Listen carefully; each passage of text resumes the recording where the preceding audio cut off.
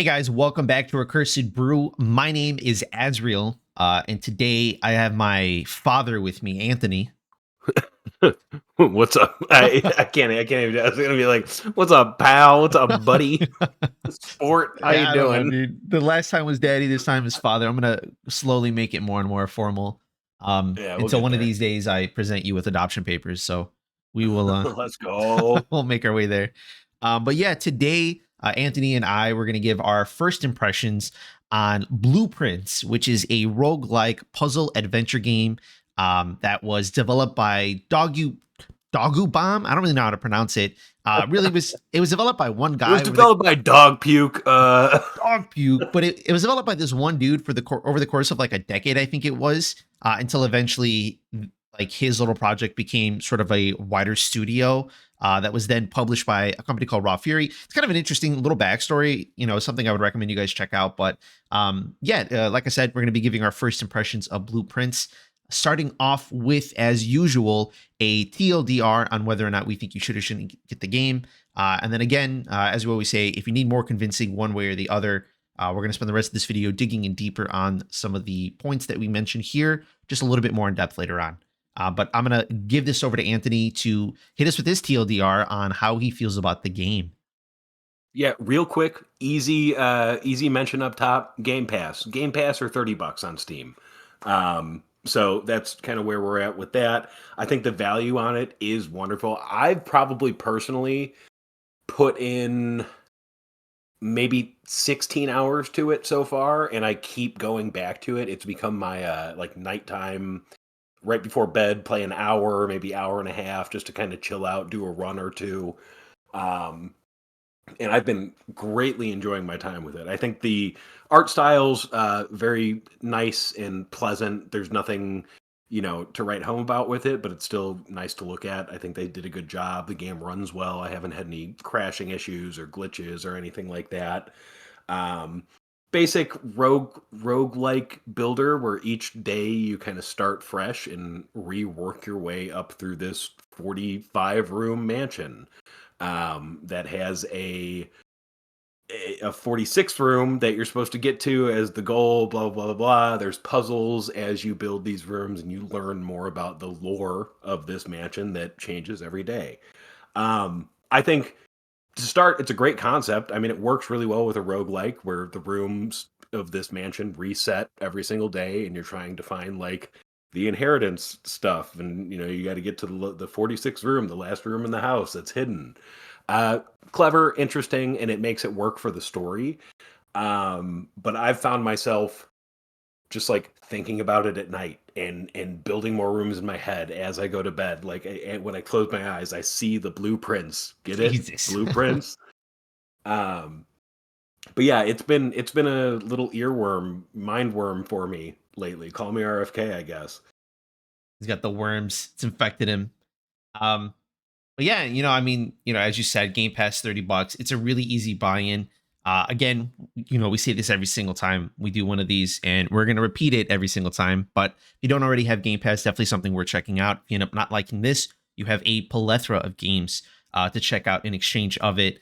Again, very low buy-in for this. It's easy to recommend if you're someone who likes puzzle games, which this is pretty much just what that is, with a little bit of a spin on it, with that roguelike aspect. Then this is definitely for you. I personally am not a big puzzle guy, and then on top of that too, I'm not a big roguelike guy, so I'm getting hit with two genres that I don't normally care to like explore and check out. But I think this is a really interesting blend. There is a lot of like intrigue if you really take the time to study all the details of every room. You have your end goal in mind, but as you journey there is a lot more that's opening up, a lot more for you to discover, and I think that's just really interesting. It's a really fun combination of elements. Again, super easy to recommend, super easy to check out too with the low buy-in. But yeah, I mean that is my sort of TLDR on that. Now with the rest of this, typically we like to approach these videos with kind of like um, in a way like a Formula. rigid format, Yeah. where we have like a couple different categories we're going to run through. This is going to be a little bit more freeform because this is just there's not a lot to it. If I'm being completely honest, not a lot of depth outside of like the intrigue that we mentioned. And then in terms of spoilers, we're going to be talking up to the point that you get to the 46th room, but not talking about it. or some of the things that may happen after the fact, after you discover what that's all about.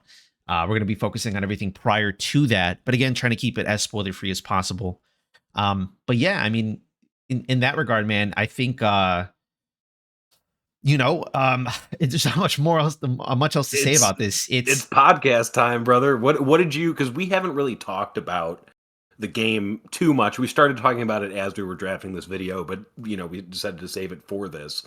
Um, I mean, what were some of the high points and what was like some of the low points for you on it? Because like I can tell you right away, like those fucking puzzle boxes in the parlor with like the one true statement, one false, and one that may be true or false. Like those puzzles like itch something in my brain. I love the parlor puzzles. I hated the billiard puzzles because I'm not a math guy. Um, but like, what kind of drew you in and made you want to do another couple runs? Because you did play quite a few days. yeah. I'm a decent bit of I have a decent bit of time in the game at this point. I think the thing that really speaks to me. So I'm gonna tackle this from two parts. The game in many ways is very limiting in what the character themselves can do. Like you're not jumping, you're not crouching. There is a sprint kind of.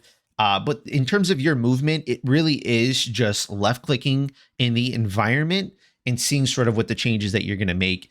Like it's very limiting in that way, but I think it then Very takes. missed, very The Witness. If you've played that, But I think uh, I, sorry, I go ahead. yeah, no. I think in spite of that, I think it gives you a lot of expression otherwise in terms of the different ways you can approach some puzzles. There are some that are very just like sort of, A to B and that's it. But there's a lot of other ones where there's like a lot of variation to them that you have to sort of explore and find like what the right path is for it, what makes the most sense, in your given situation. If you're presented with a room that rotates, if you're given a puzzle that opens up one thing and then not another, it albeit your movement is very limited, you are given a lot of options in terms of interactions. And then on top of that as well, I think the thing that really drew me in was, in spite of that limitation, as you progress from room to room, you start to realize that there is a lot of depth to things, right? Like I'm not going to get super into like do this, do that, blah blah blah. But like, if when you walk into rooms, there's probably a few different items in there consistently room to room to room that you can sort of pay attention to and see how that pans out in the wider picture of things. And again, it gets into that like sort of background story that's happening, that intrigue beyond just your that objective at the end. Um, which I mean, that drew me in. There's like there's a lot of depth in regards to the stories that they're trying to say. I know at the beginning of this, I said there's not that much depth, but that was more so in regards to like you're literally just doing a puzzle and like that's pretty much it. But there's The a lot of depth gameplay in loop those is very puzzles. simple, but I Exactly. think there's depth to the game. And in terms of the art style as well, too, like that's very simple. It doesn't need to be complicated here, but again, that is the way that it is. But that's really what drew me in, was there's a lot more depth than like your eyes would have you believe at first glance.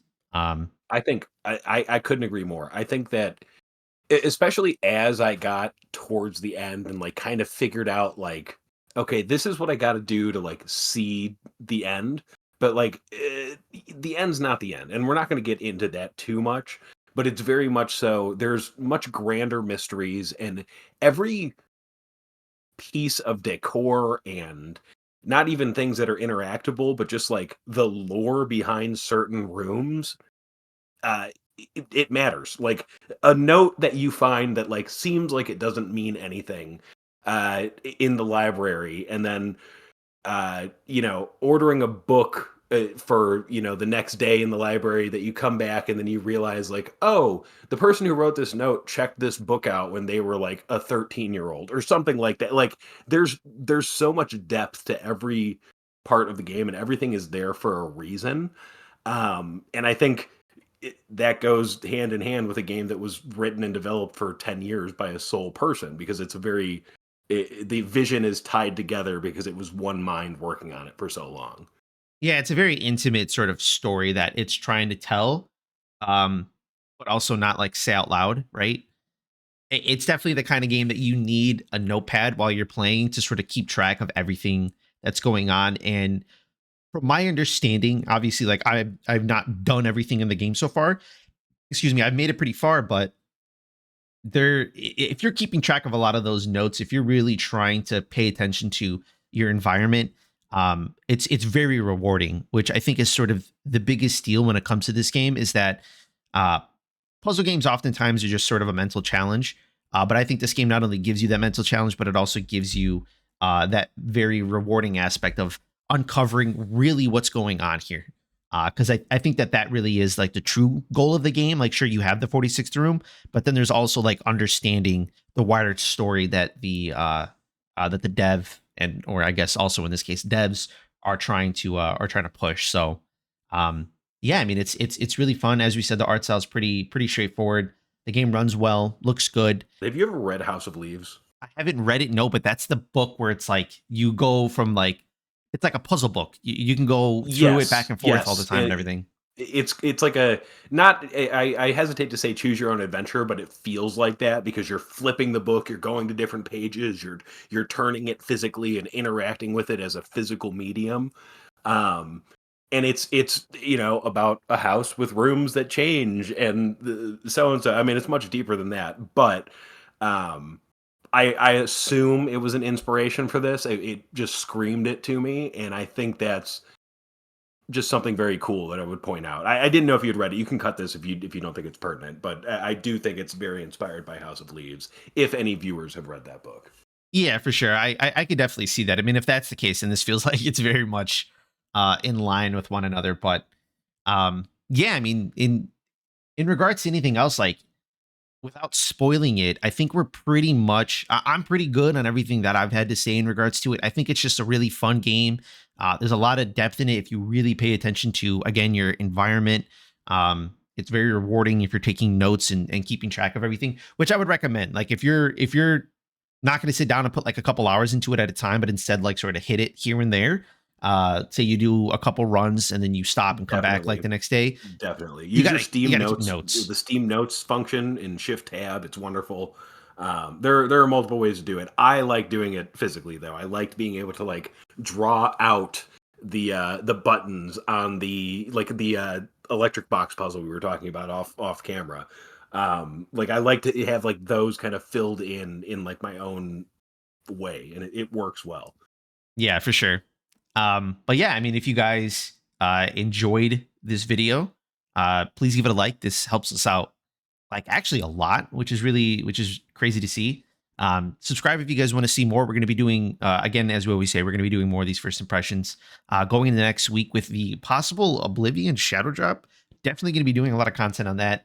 And then It's as supposed to be coming usual, Monday, right? yeah, I think it is Monday. Uh, according to sources, Yeah, whatever. yeah. They're saying next week, so I'm pumped for that. But yeah, subscribe if you guys want to check that out. And then leave us a comment on your guys' thoughts on Blueprints as well. If you guys are going to throw any spoilers in it, please mark it as such.